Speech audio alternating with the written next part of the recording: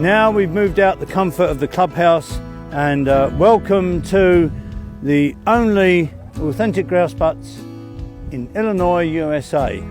The grouse butts that you see me standing in, well, ours are a little bit smaller than what you would experience on a real moor. And what we've tried to do is, with our simulated grouse drive, is get the topography right. Where, as you know, on a grouse moor, the top of the moor is like almost like a plateau moor going up the hills and the mountains. And generally, good butts are actually put on the edge of the moor. Now, the reason is that, as you know, grouse is the only true bird that a gun is encouraged or allowed to shoot both when they come at you, so you'll shoot forward, and then you're able to shoot to the rear. So you have literally both front shots and rear shots. Now again, one of the things that, because if you can imagine, you've got the moor, the butts are in the moor, and generally good butts, the moor will come along and then the ground will slope away. Now the reason that is so that you can see the bird as it comes at you, and then of course when you turn, okay, you still get the ground sloping away and the bird still can be seen, in a sense, with the sky around it. Because obviously what you're shooting is the grouse, and they are camouflaged of course against the heather covering on the moor. And that's why the birds are there, because it's the heather that is their habitat, and that's the breeding environment which the keepers have to work so hard in maintaining. Remember, the grouse is the only bird that, in a sense, is truly an environmental bird, in the sense that it has to have the right environment to breed. So the keepers spend vast amounts of time, energy, effort in keeping those moors habitable for the grouse. And truly, they are the real custodians of the countryside. So those guys work very, very hard. Now, grouse begins on the great glorious 12th of August in the UK. Generally, in August, even on the moors, the weather can be quite pleasant, and it's not uncommon to be out there in your tie, but in shirt sleeves if the weather's very good. However, as the season progresses, and like here at the moment, we are shooting here in Illinois, and this is middle October. And it really is pretty reminiscent of the weather that you would experience on a UK shoot. We've got good winds today, we've got great cloud cover giving us good backdrop to see the birds, and the birds, believe it or not, so far, and will be hopefully the rest of the day, flying in our favour. So when you go up there, as the time goes on, you will understand more and more the tradition of having a quick nip of either port or a good scotch when you're up on the moors, particularly when you start moving from Yorkshire to Scotland, because it can get pretty cold. And you really do know how, you wonder how those old chaps used to manage it. They would go up there, obviously, following the ponies, and they go up there, and that's why they had 11s in the field. But you understand truly why they needed a nip. It wasn't so much for the taste of it, it was for the fact it was giving you internal heating. So what we're going to look at today is driven grouse, the true aristocrat of driven shooting, and as you know, of course, was the bird of kings. Well, on the moor, the way they come at you, it's fast and it's furious. Birds, when they're driven towards you, will come at you in bomb bursts of what we call coveys. And then of course they'll come at you in singles and so on, and in a true sense they come at you almost like a cruise missile. They'll come at you low and fast, and they'll bob and they'll weave and they'll zoom past you, and they'll come over, very rarely will they come over truly any height above your head. They're going to come at you at eye level, head level. They'll come through in between the butts, and then of course they'll roar off and they'll go away down the slope trying to get into cover.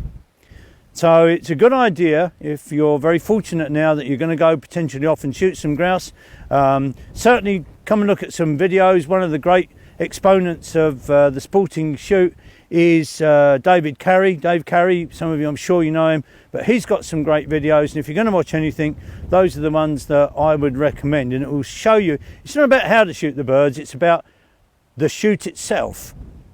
Today we're looking at techniques and so on, but when you really want to see how birds fly and what's to be done, take a look at David. He's been around a long time, he's a great countryman as well as being a great shot. When you're out on the moor, when you get up to your butt, say our ones are a little smaller, they are authentic, we've kept them as authentic as possible, but again, when you go up, your butt will be a little bit wider. Don't be, you'll get the wood ones, you'll also get the lovely stone round butts. They're the real traditional ones, and the reason they're big is because they're going to have you in there, the shooter. You're no doubt going to have a loader, and you're also possibly going to have the retriever sitting in the butt or around the butt with you. Now when you go up there, the reason the retriever's there is because you'll see on some shoots they have what I call, it's like a white disc. Well, of course that's the bird locator. If you can imagine what they've got, it's got the white disc, it's sectioned off just like a small compass and a small map, and when the bird drops, what the retriever's trying to do is he's trying to mark that section where the bird has gone, because remember, truly, these birds are going to be dropped in a whole 360-degree radius. So when you go in the butt, there's going to be a few of you. There's you, hopefully your loader, particularly if you're double gunning, and then you're going to have your retriever looking after you as well. So the next thing you have to do is to be disciplined. Like all game shooting, you need to be disciplined. You need to be a disciplined gun. And that means go in there with confidence. Don't rush. Whatever you do, there's never any need to rush. As we said earlier in the episode, it's not about how good a shot you are, it's about how safe a shot you are that gets you the invite back, that gets you your reputation. Now it's going to be exciting, the adrenaline's going to be up, but again, most importantly, be disciplined. Try and keep that adrenaline under control, stay calm, never rush. If there's a problem, don't worry, you'll be able to stop, and obviously it can be put right. But once that drive starts, it will keep coming, and they will come at you, as I say, fast, furious. They'll come at you at all sorts of angles and so on. Now obviously we have a line of butts here, and for those of you, I'm sure many of you know, a grouse butt has, if you can see, butt sticks. Now we only have our butt sticks on the front. What would normally happen is the butt sticks would actually form like a window. You would have stick fore and aft, and you would have a cross brace. Now the reason being, of course, is firstly because you're going to shoot birds fore and aft, it stops you, of course, swinging through the line. Now when you get into your butt, it may be that you're expected to mark, if you like, your own butt sticks. Having said that, if you're not sure and you're expected to do it, your loader or even your retriever or even the shoot captain will come along and help. So really, if you can imagine that there would be a crossbar and another brace here. So that is there to stop you swinging through the line and of course shooting in the wrong place. One of the other things to remember is that if you are on the end butt, if you're on number 1 or maybe number 8 or even number 9, as well as your butt stick here, remember, apart from the beaters in front of you, there will be what we call flankers on either side. And their job, of course, is to funnel the birds that the beaters are bringing towards you, to keep them coming over the guns.